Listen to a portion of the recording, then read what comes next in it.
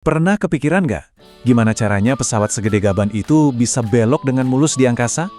Kalau bayangan Anda pilotnya muter setir kayak di mobil, wah siap-siap kaget ya. Soalnya rahasianya itu sama sekali bukan di kemudi, tapi di sesuatu yang jauh lebih keren, yaitu memanfaatkan kekuatan dahsyat yang menopang pesawat itu sendiri. Oke, kita bandingin ya. Nyetir mobil kan gampang. Puter setir, ban dorong aspal, mobilnya belok. Simple. Nah, di pesawat, ini nih yang aneh. Kalau pilot cuma pakai kemudi di ekor, yang namanya rudder itu, hidung pesawatnya malah kedorong ke arah yang salah. Kebalikannya, gimana coba? Jadi ini dia mitos paling gedenya. Pesawat itu yang nggak punya setir, kayak mobil. Logikanya simple banget sih. Di atas sana kan nggak ada jalanan, nggak ada aspal buat dipijak. Mobil bisa belok karena bannya nekan ke jalan. Pesawat, dia harus pinter-pinter cari akal buat mendorong badannya sendiri ke samping. Coba deh, bayangin. Gaya dari rudder itu kan fungsinya ngedorong ekor pesawat ke satu sisi. Akibatnya, hidungnya malah geser ke sisi sebaliknya. Ini bukan belokan, ini lebih mirip mobil yang ngedrift di jalanan licin. Jelas bukan cara yang benar buat belok. Nah, terus gimana dong cara yang benar?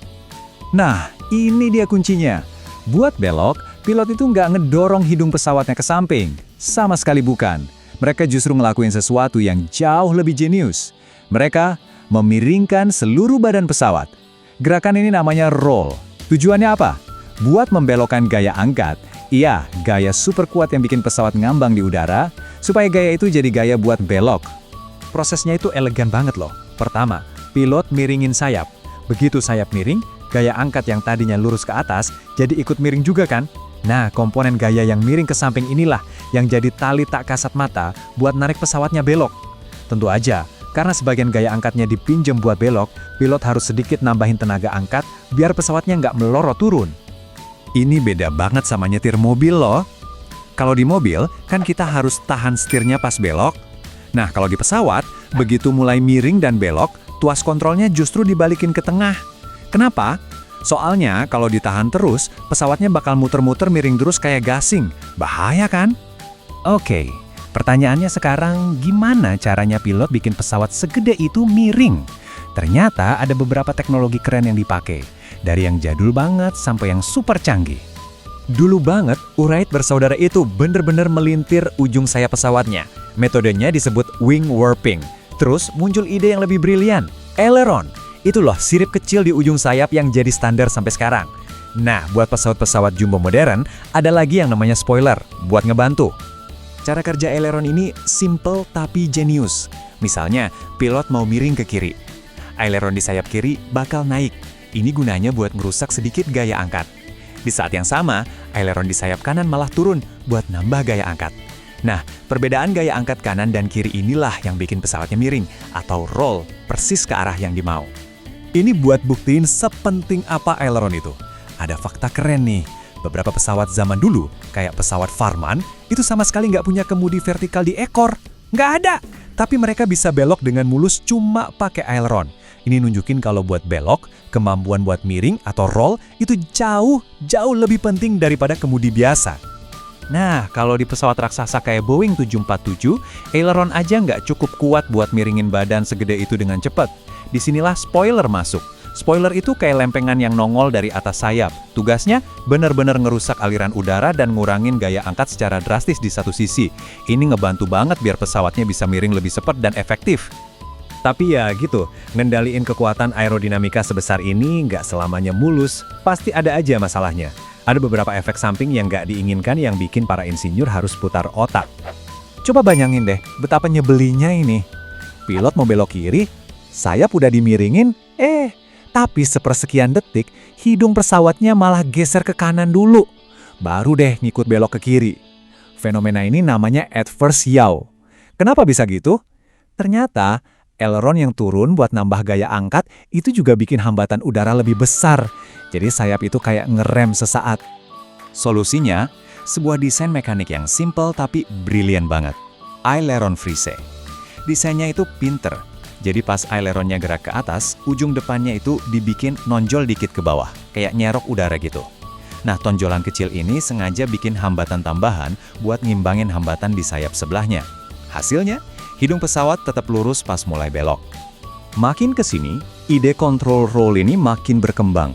Di pesawat-pesawat modern, kita nggak lagi ngomongin satu alat buat satu fungsi. Sayap pesawat sekarang itu udah kayak transformer, jadi permukaan multifungsi yang super canggih. Contohnya, pesawat Iconic Concorde. Sayap deltanya kan ramping banget tuh, jadi nggak ada tempat buat elevator dan aileron terpisah. Terus gimana? Insinyurnya ngegabungin keduanya jadi satu, namanya elevon. Kalau dua-duanya gerak bareng, pesawatnya naik turun. Kalau gerakannya berlawanan, pesawatnya miring. Keren kan? Satu alat, dua fungsi. Ada lagi nih, namanya flaperon. Ini adanya di jet tempur kayak F-16. Ini gabungan antara flap, yang penting banget buat nambah gaya angkat pas pelan, sama aileron. Ini bener-bener contoh efisiensi desain yang luar biasa. Jadi kemampuan manuvernya bisa maksimal di sayap yang kecil. Bahkan ada pesawat yang lebih ekstrim lagi. Kontrol buat miringnya dipindahin dari sayap. Contohnya pesawat Tornado. Dia pakai taileron. Jadi seluruh ekor horizontalnya bisa gerak sendiri-sendiri buat bikin pesawatnya miring. Tujuannya apa? Biar sayap utamanya nggak kena tekanan berlebih pas lagi manuver gila-gilaan di kecepatan tinggi. Bayangin, ada elevon, flaperon, taileron, spoiler, semua harus kerja bareng. Wah, ini udah terlalu ribet buat diatur manual sama pilot detik per detik. Nah, disinilah komputer canggih fly-by-wire berperan. Komputer inilah yang pinter milih kombinasi terbaik buat setiap perintah pilot. Jadi pilot itu udah nggak narik kabel lagi, tapi cuma ngasih tahu komputer maunya gimana. Sebagai penutup, yuk kita lihat sesuatu yang bener-bener ekstrim dan futuristik. Sebuah manuver yang kayaknya melawan hukum fisika terbang yang biasa kita kenal. Namanya Direct Lift Control atau kontrol angkat langsung. Ini manuver yang kayaknya nggak masuk akal. Bayangin sebuah pesawat tiba-tiba lompat lurus ke atas atau anjlok ke bawah.